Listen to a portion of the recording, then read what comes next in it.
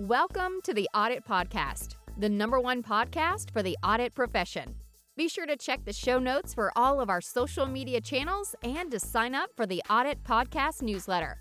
Now, here's your host, Trent Russell.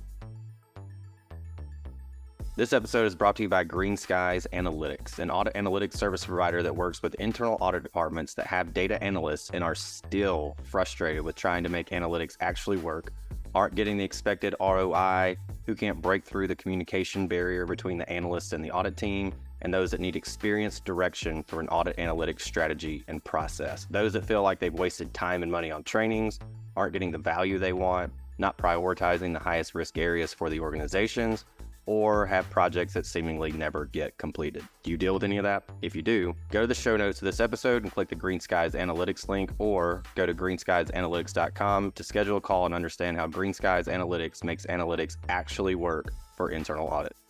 Hello, everyone, and welcome to another episode of the Audit Podcast. I am your host, Trent Russell, and today, as our guest, we have Patty Miller. She formerly was the chairman of the IAA. She's been on all kinds of other boards. She was on the COSO board, and the thing that drew her to me was a book called The Politics of Internal Auditing that Patty co-authored with Dr. Larry Rittenberg. If you haven't read it, it probably has some of the most insight in terms of how to be a CAE and what a CAE can deal with. If you've listened to the show enough, you know that I've probably mentioned something to the effect of, hey, if you look for CEO books, COO books, CDO books, whatever, there's a ton of them that you could buy. But there's really not a lot when it comes to internal audit from that perspective. And so that's where a lot of the emphasis, especially in 2023, was for the Audit Podcast, was understanding the day of a CAE. And this is, in my opinion, probably one of the best books when it comes to that. So that's a large part of the conversation revolves around the politics of internal auditing. The book itself, if there was a new version that was coming out, what would those topics be? Some of the crazy stories that you will read from the book itself. We hit on those. Here we go. So I know the book came out 8 years ago, and as part of that, I wouldn't call it a tour, but I'm sure you spoke to IAA chapters or through IAA National and other conferences, things of that nature. And I know in doing those, a lot of times people will come up to the speakers and go, hey, what about this? What do you think about this? Kind of pick people's brains a little bit more. So is there were there questions or a given question that you felt like people came up to you and asked the most, or was there a theme of, hey, Patty, what do you think about this relative to the politics of internal auditing? I would say that the biggest surprise to me, and you're right, I was asked to speak, and so was my co-author, Dr. Larry Rittenberg from University of Wisconsin. Both of us would say this, I think. It was amazing how many people would come up and want to know if we wanted more examples. You know, we had little scenarios or cases in the book, and they resonated, and people could relate them to things they were going through or had gone through. And so it was like, if you're going to write another book, I could help you with some more examples. Yeah. And it's actually kind of sad, but that was typically what they wanted to talk about, their own experience with pressure. So they're looking for free therapy from the two of you. Sometimes it was, how would you handle this? Yeah. And, then we would go back to what we'd already said in the presentation. Yeah. Because there are some key takeaways we got from the interviewing we did with CAEs and how they had dealt with political pressure. Yeah. Patty Miller, consultant / therapist. I think those go hand in hand pretty well.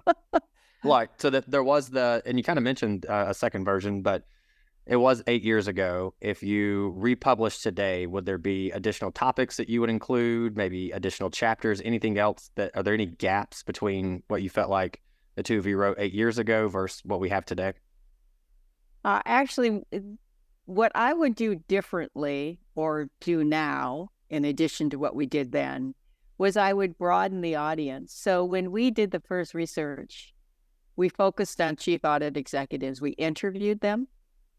And then because of the stories we got, we ended up deciding that some data would be useful to answer the question, how prevalent is this? Does it vary by industry? Is it different in one country than another country, et cetera, et cetera? So we ended up doing a pretty extensive global survey, but again, of chief audit executives.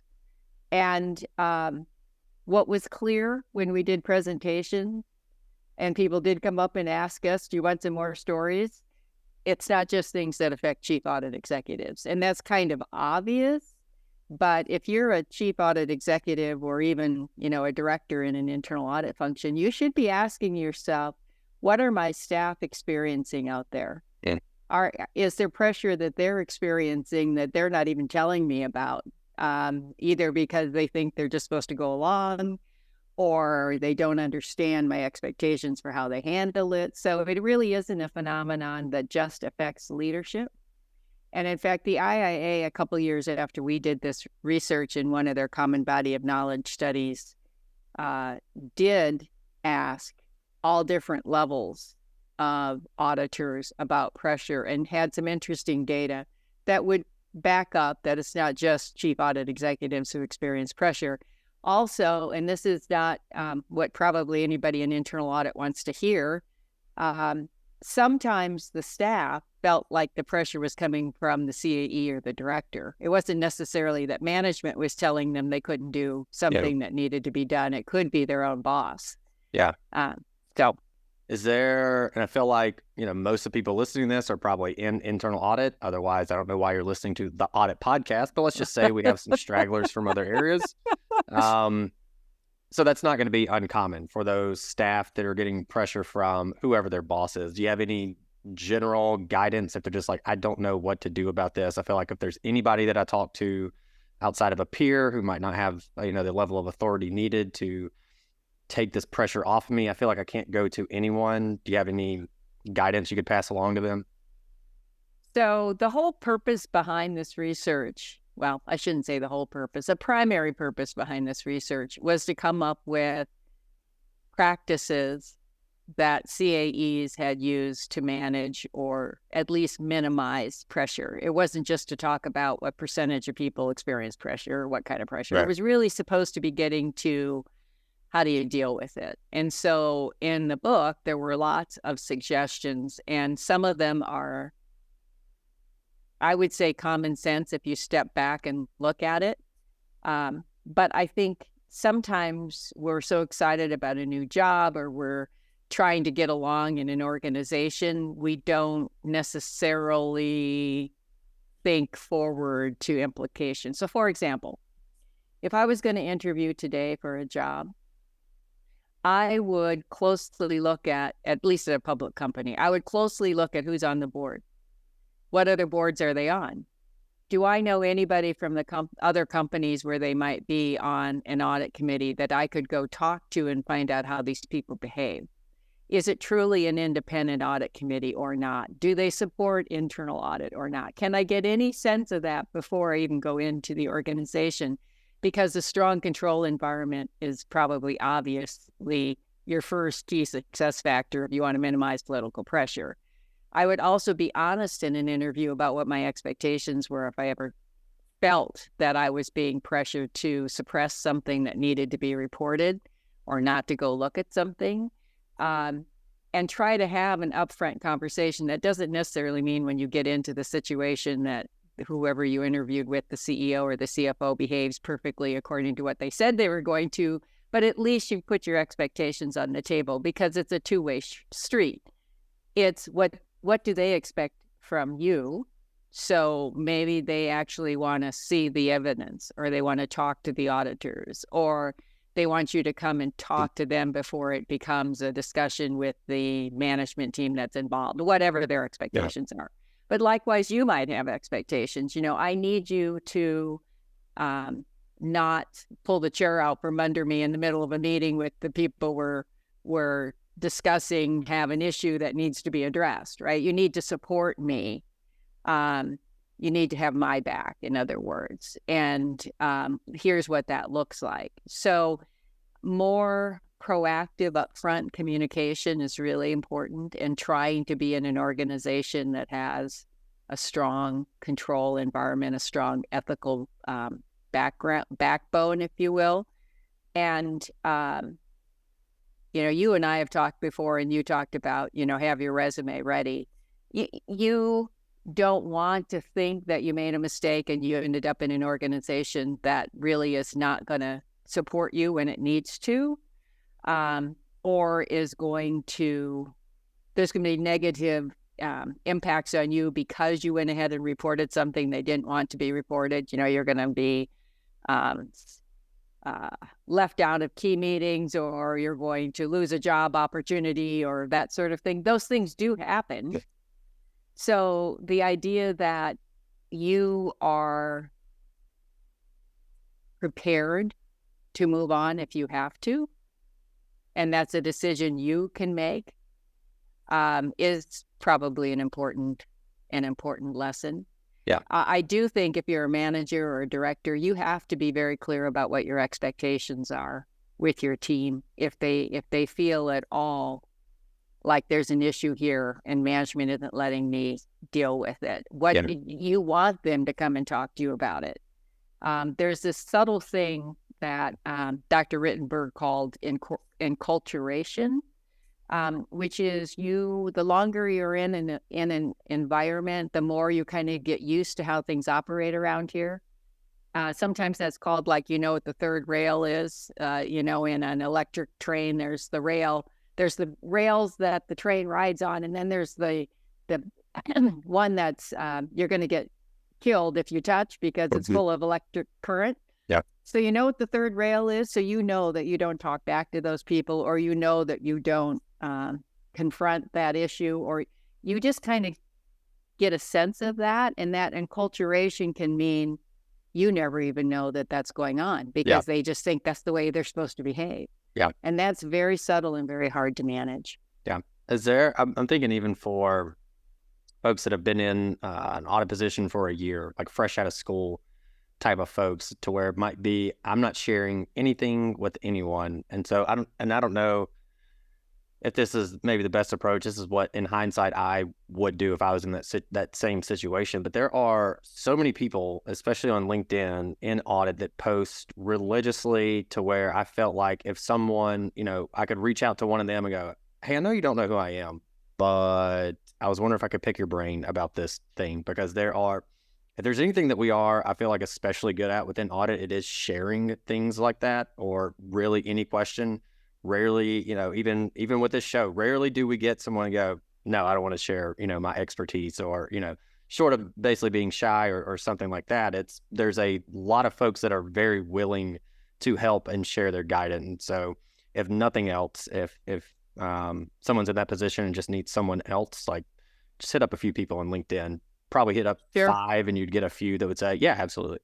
It absolutely could be a LinkedIn network, but it could be a local IIA network, right? It could be if you have a team of people in your internal audit group, it could be your peers or a group of people within your internal audit that you go to and say, this is what's happening to me. Have you seen anything like that? What do you think I should do? I also always encourage, now I know that there's a lot more remote auditing today and less opportunities for a whole audit team to be in the same place at the same time. But to the extent you have some of those, have a time for sharing. Talk about when you hit an ethical dilemma and how you dealt with it. Talk about when management pressured you and how you dealt with it, so that people who haven't had those experiences can learn from how you dealt with the situation at hand. Might I add, pick up the book and share stories from the book. Could do that. Yeah. Which, speaking of, I just set myself up for a segue. I'm sure there's folks that are like, I want to know the craziest story. Like, what's the craziest political pressure story, or one of them that is either in the book or didn't make the book or has happened in the 8 years since, where people are coming up to you, telling you their stories. Do you have this is like, no one's going to believe this type of story, or any other story? I mean, a lot that is in the book are fantastic and somewhat unbelievable. But do you have one that maybe sticks out to you? So I'll give you a sense of, I guess it's believable, but it's sad. Yeah. And then I'll tell you something that was just amazing. So the one that's believable but sad is stories of executives who are clearly well compensated, but are doing crazy things like doctoring receipts to change their expense reimbursement kind of thing. And you go, how could that possibly be? How much money do you need? Right? Why would anybody at that echelon do that?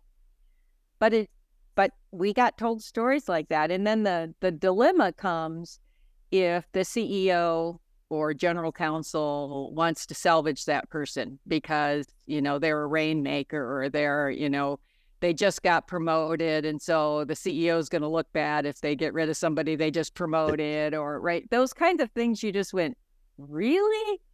And unfortunately, that does happen.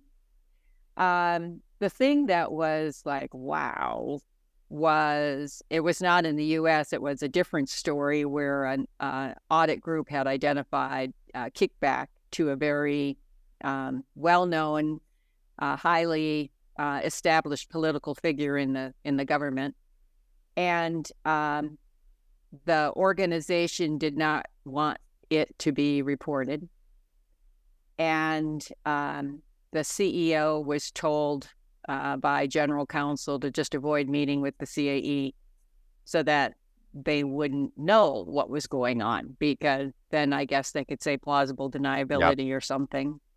The CAE sat outside that CEO's office from early in the morning until late at night, until it was he finally came out of his office and had to face her.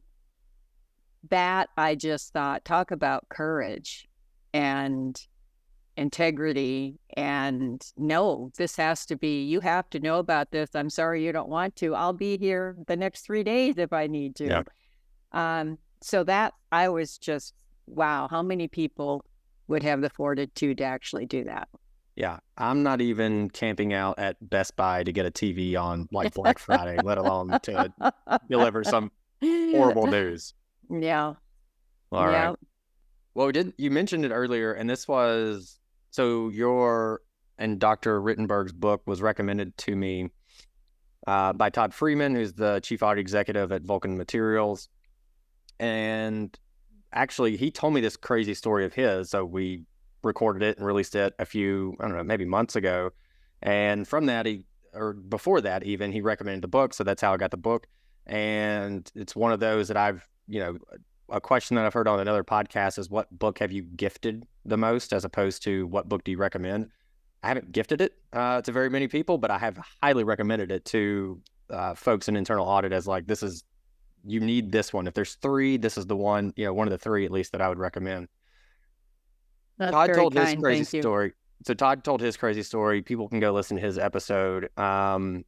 But one of the takeaways from his was he was the one that said that, like, keep your resume, basically your resignation letter, might be what it was, in your jacket pocket, so that you're willing to hand it in and go, nope, this is the right thing to do. I have to tell you this. I understand I'm going to get fired for it, or there's going to be repercussions. And so I'm okay with that. That was his takeaway, and kind of my takeaway from Todd's episode. Is there one that you would add to that, though? So that's an interesting key takeaway. I would actually say, and when I talk about the research, this is what I tell people: if you get nothing else out of this, understand the importance of relationships. We did, because we did the data, we asked people about if they'd ever been pressured to do things like suppress a valid finding or not audit an area that needed to be audited. And it was worded more clearly than what I just said. But we also asked people to gauge the quality of their relationship with their audit committee and with executives, et cetera.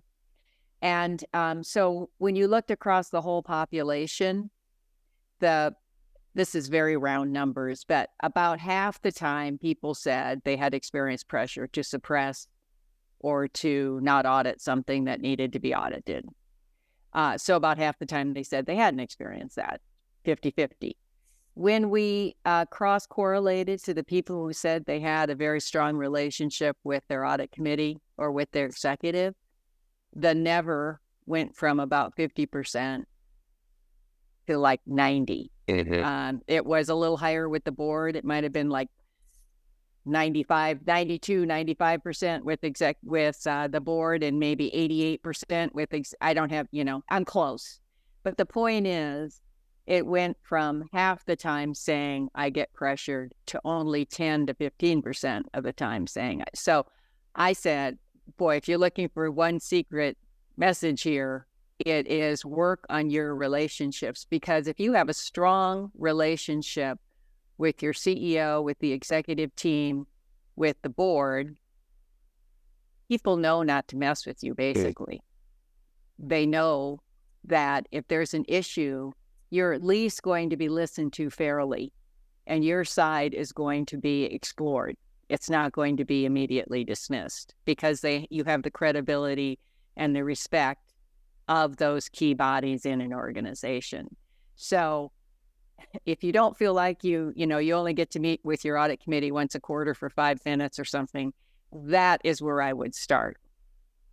And I might even tell them about why it's important to have a relationship with them, and start the discussion about what's your expectations if we ever did have a situation that was politically charged. I think that would be a really good conversation to have. So that's what I was going to hit on, and I'm glad you did already. So a lot of people know the what, hope by now, at least if they're listeners to this show, because we talk about relationships all the time. And so that is the what, the relationships. Sometimes it's hard to explain the how, but so how to build those relationships. So I was going to follow up, and maybe you could just summarize what you said again as I ask it more directly, but how can we better develop those relationships with the audit committee? Well, it's always good to see if you can find some areas of commonality and clear expectation. And I think sometimes, back to being hired, sometimes when you're first hired, you have those conversations. And then, 5 years later, you haven't brought it up again, and you assume everything's still hunky-dory, and it may or may not be, because people's expectations change over time. So I think it's very important to be proactive and talk about what do you expect from the internal audit function. Here's what we need from you. And oh, by the way, we are in a profession that, like it or not, we are at high risk for being pressured to do the wrong thing. So if I'm ever feeling that way, how do you want me to deal with it? Back to, do you want to talk to the auditor? Do you want to see the evidence? Here's what I need from you, et cetera, et cetera. I don't have to go into that again. I think it's always important to show that your key motivation as an auditor is not trying to catch people doing bad things, right? We're supposed to be helping our organization succeed by helping them manage the risks that might undermine their achievement of objectives. Do we approach things with that mindset? We are all on the same team. We're trying to help our organization be successful. Do we demonstrate our alignment with the organization's goals? Or do we come across more like, the police trying to catch them, and the most important thing is how many findings we have? Yeah. That's pretty old school, so I don't think that there's a lot of internal audit functions out there. But you have to be very careful about tone. You have to be very careful about providing context when you find issues. So it's not that he screwed up, it's what's going on that created this opportunity for something to go wrong. I think the more we can try to think about issues from management's perspective and understand the challenges they have, the more we're able to position issues in a way that you can help both understand why did it happen, but also what difference does it make? What's the improvement opportunity here? Why is it important? Sometimes the issues we come up with, we think are big deals, and management is like ho-hum. Yeah. And I would say, if you're in that situation, you got to go back and say, did I not communicate this well? Did I not think about the so what? Why don't they understand this is a big deal? Am I wrong? Be fair. Am I wrong? Maybe they're seeing things I didn't think about. Or have I just done a poor job of communicating the importance here? Maybe I need to do more substantive testing and show them how bad it is. I don't know. I think sometimes we think our job is too easy. We do a test, we come up with the test result, we report the test result, we move on. Done. Yeah. Without thinking about what difference does it make and how are we going to persuade management to make the changes necessary to correct it. Yeah. I love all that. There's a lot of actual how-tos in there.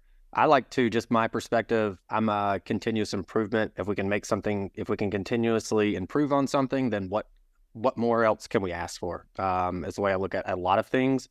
And so even if you have been, it's been 5 years since you maybe even had that conversation, but to talk to those folks and go, this is what we've been doing. What do you like about what we've been doing? Great. We'll keep doing that. What do you not like about what we've been doing? Great. We'll scratch that. Like, what do you want to change? What should we implement?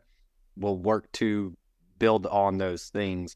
To me, like if someone came to me with that, I'd be hard pressed to go, I hate this person and I hope they fail and I do not want to have a relationship with them. If they come to me and generally want to improve whatever the process is, then it's, to me, I think that's a really great relationship builder. But I love the practical how-tos that you gave also. So, well, all right. With that, I think there's a lot of good takeaways. If you are not a book reader, I think you got a lot of the good stuff without giving it all away. And I never want the authors, because I sat down to write a book years and years ago. I made it past the second sentence and went, nope, I'm not doing this. And so I never want an author to give away all of the best stuff, because I know how much effort it takes to put something like that out.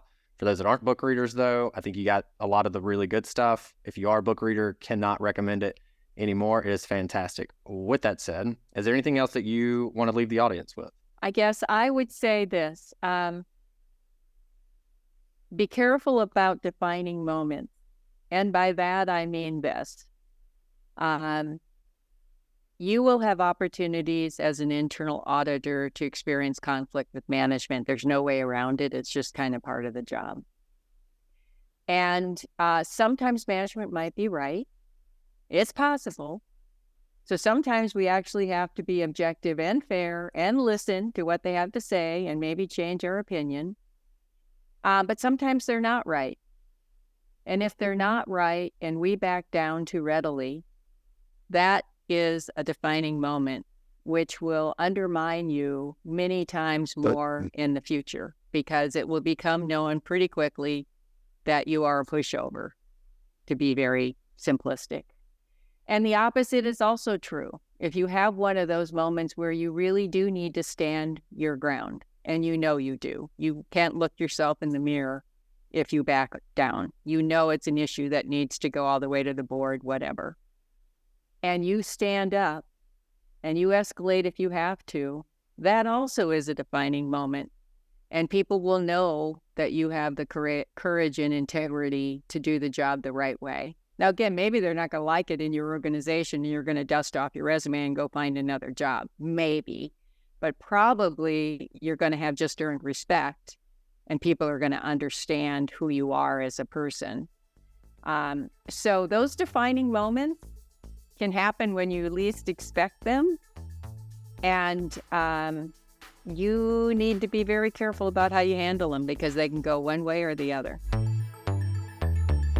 Hey everyone, thank you very much for listening to this episode of the Audit Podcast. Whatever platform you're listening on right now, I'm sure there's a subscribe button somewhere, so please hit the subscribe button there. If you're listening through iTunes or Spotify, feel free to go give us that 5-star rating. It only took me about 16 seconds to give myself a 5-star review, and it really helps to get future guests to come on the show, so we'd really appreciate that. Lastly, be sure to check out the show notes and follow us on all our social media channels on Instagram, on LinkedIn, and on TikTok. Also, if interested, please sign up for our weekly newsletter from the Audit Podcast. Thank you all. Have a great one.